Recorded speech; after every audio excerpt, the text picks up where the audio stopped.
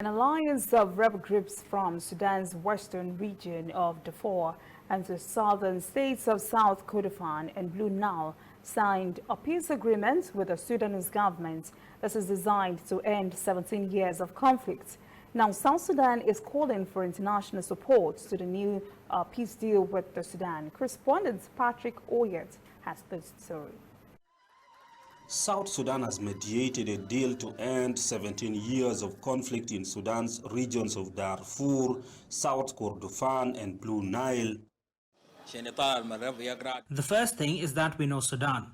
South Sudan and Sudan used to be one country. Even if we separated and now we are in two different countries, we are still neighbors. We know the root causes of the conflicts in Sudan. That knowledge of Sudan has helped us to mediate in the peace talks.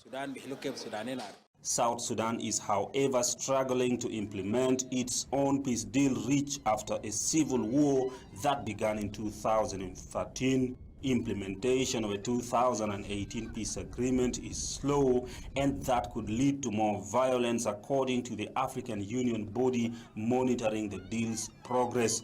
There are armed groups that are not part of the peace agreement and are still fighting the current government. Civil societies in South Sudan say Juba needs to do more. South Sudan is fostering peace, and there is no peace in South Sudan.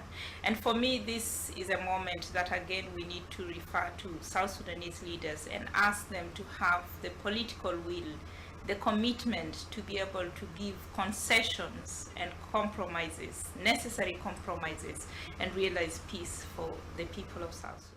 Sudan's peace deal also still faces some challenges.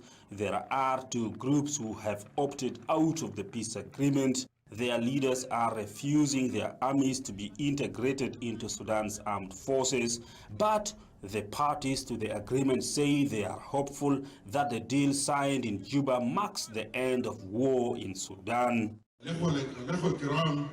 This is a historical agreement that's meant to give us, the people of Sudan, a chance to build a new Sudan based on peace, equality and justice.